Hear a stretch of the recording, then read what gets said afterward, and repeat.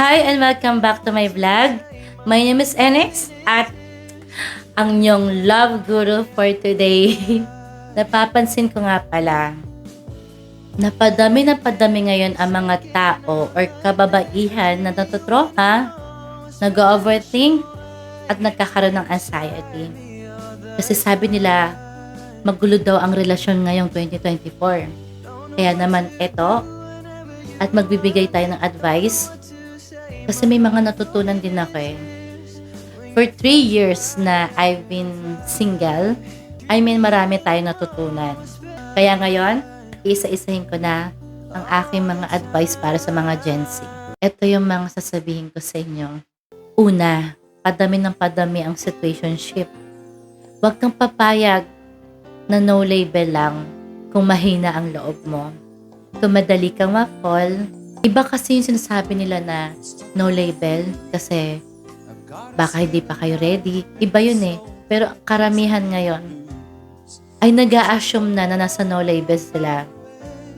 Una, sabihin mo na may gusto ka sa kanya. Huwag ka matakot.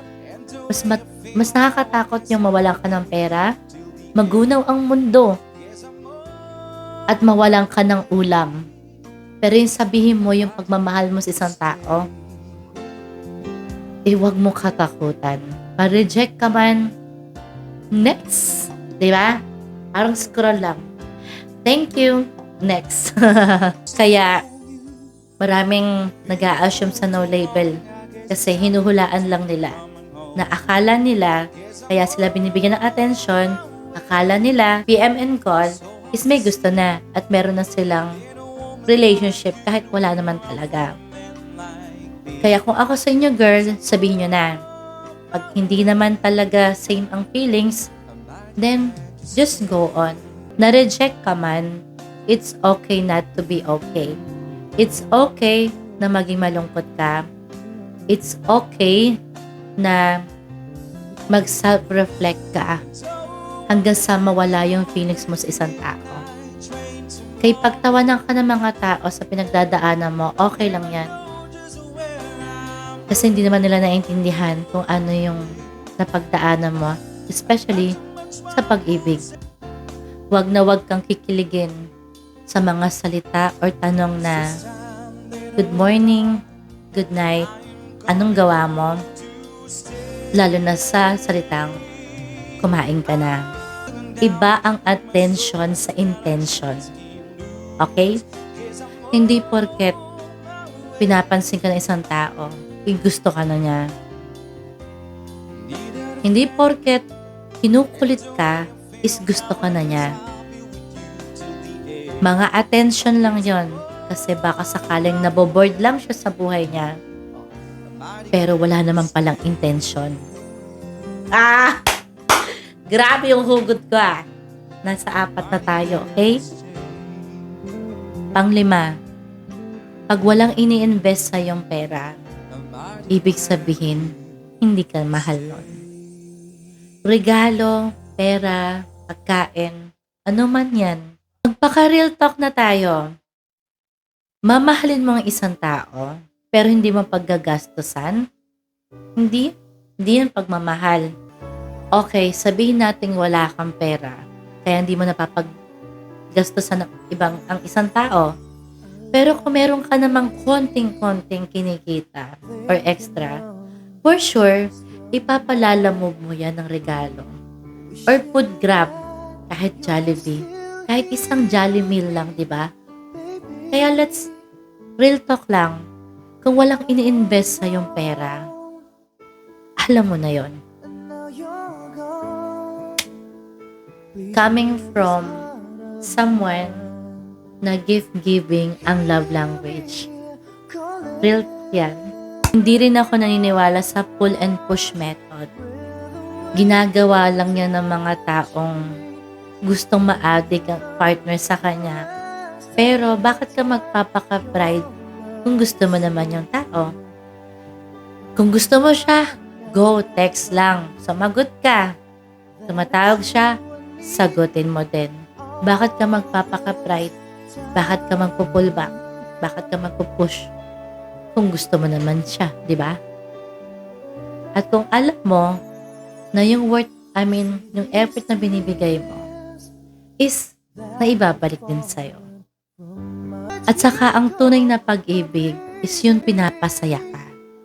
Kung alam mo na medyo binibigyan ka na ng anxiety, depression, migraine, or sakit ng kahit ano, sakit sa puso, then it means it's not love anymore, kundi problema at sakit na ulo lang. Ang pag-ibig, laging may sakit yan, pero hindi lahat ay majority ay sakit. Kasi wala namang masaya lang, di ba? Pero kung puro sakit, ibig sabihin, maling pag-ibig, maling tao. And speaking of maling tao, kung i-instinct mo naman,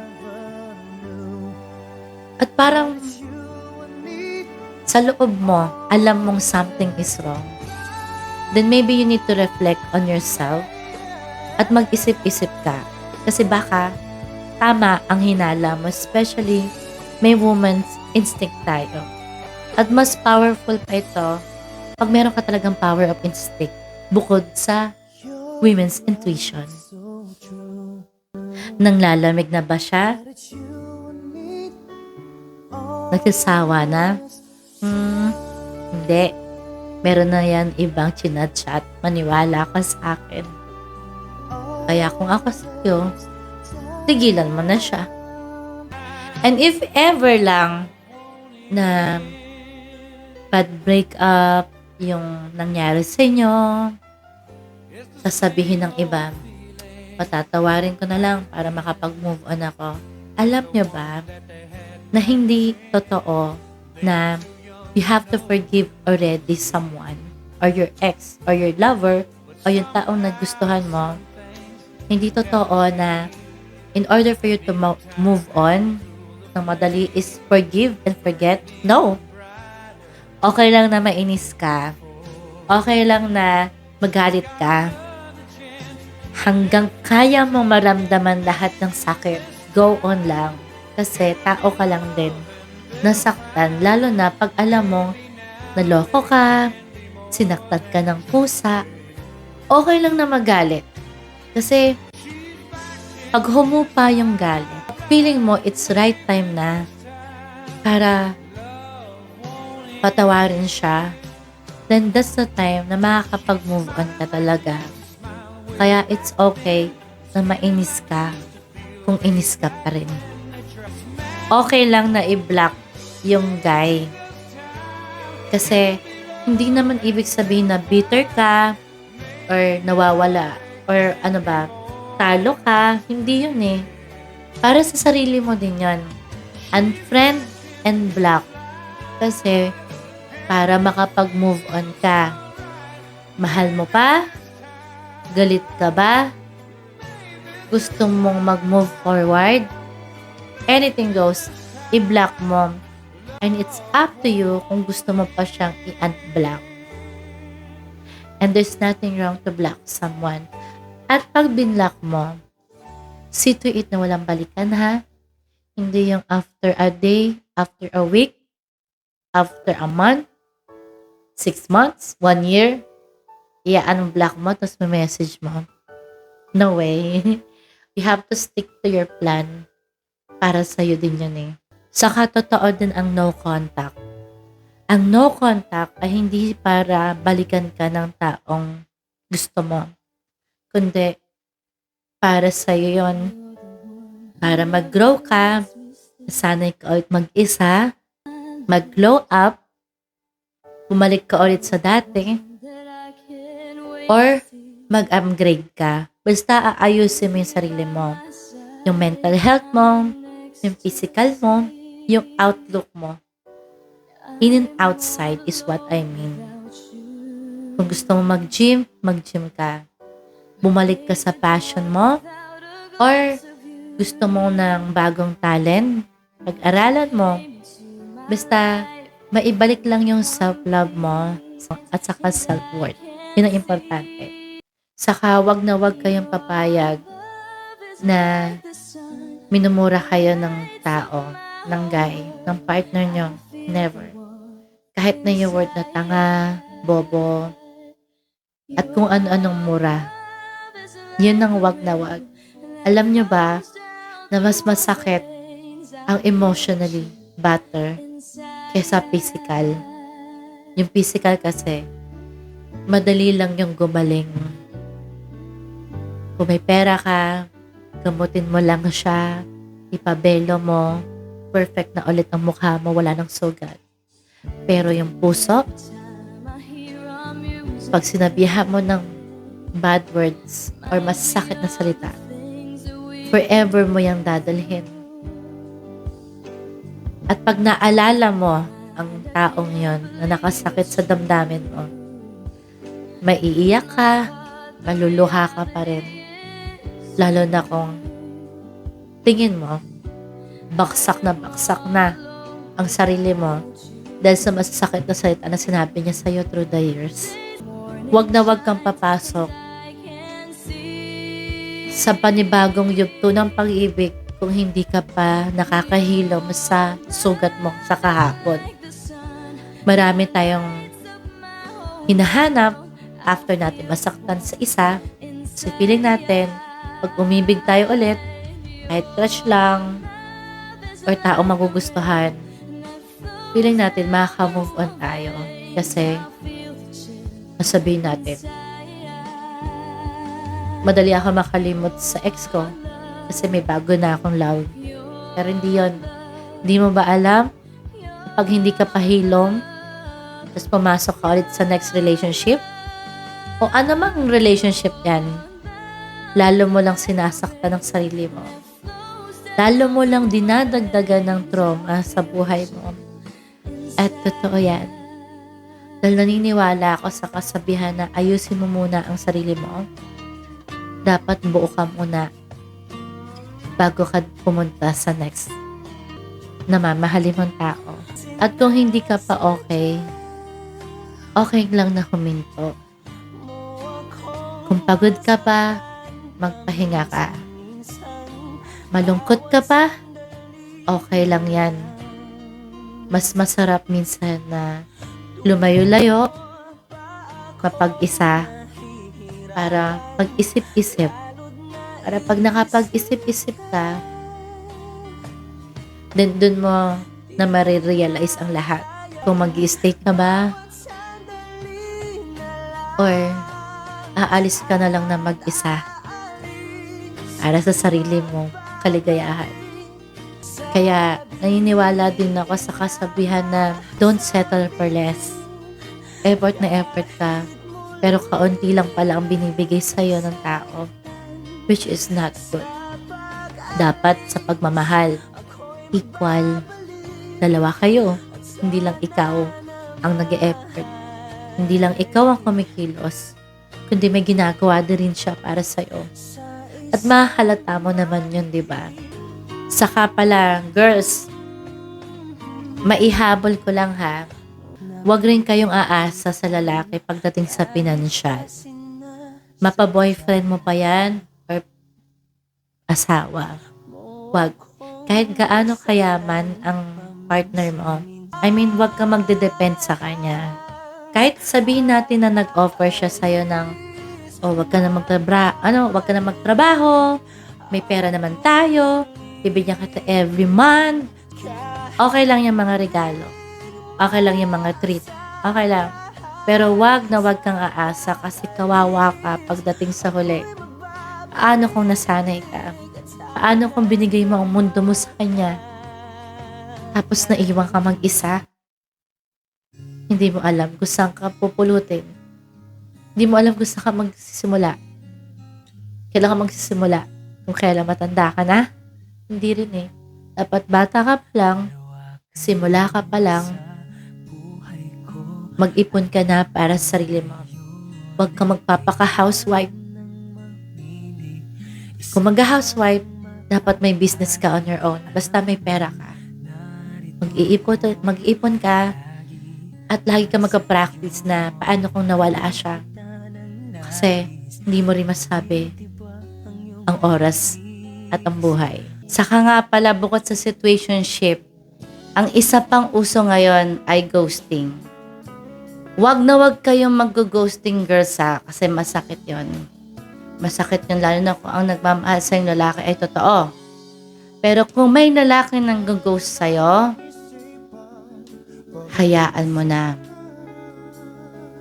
Mirror their action. Ginost ka, hindi nagparamdam, wag mo na siyang guluhin. At pag nagparamdam, wag ka nang mag-reply. Kasi once na nagparamdam yan, uulit-ulitin niya ang pag-ghosting sa'yo. Sinasabi ko ay totoo. Kung gusto mong sirain ang mental health mo, pagbigyan mo yung taong nag-ghost sa'yo. Dahil uulit-ulitin niya yan. Depende sa gusto niyang oras na mag-ghost sa'yo. As long na hindi kayo sinasabihan ng I love you, walang kayo. Wala siyang pagmamahal. Baka gina-good time ka lang niya. Baka gusto niya masaya lang at ikaw ang pampasaya niya. So hanggang wala siyang ini-state na I love you, gusto kita, tayo na, tigilan mo na yan. Tigilan mo na mag-effort. Kasi baka mas lumala pag pinatagal mo pa. So that's it for me for tonight. And sana nabigay ko ang best ko sa advice para sa mga Gen Z na mga babae. This is coming from 90s. 90s na girl like me. And yan din yung mga natutunan ko sa sarili ko. Kaya alam ko na para sa akin, ako muna. Kasi pagod na rin ako magbigay ng mga pagmamahal sa kanila. Ako rin nauubos. Kaya dapat talaga, habang nagmamahal tayo, girls, always put yourself first than your partner.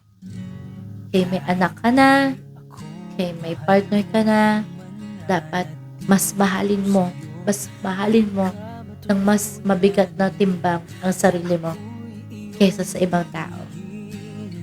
And always stay strong and take care of yourself para pag nag-isa ka na lang, wala kang pagsisisihan sa huli. Pag alam mong gulong-gulo na yung isip mo, marami ka ng haka-haka na naririnig, lumayo ka na talaga.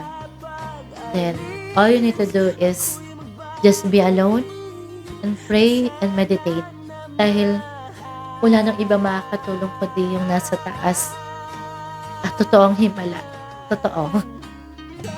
Thank you and sana may natutunan kayo sa aking payo.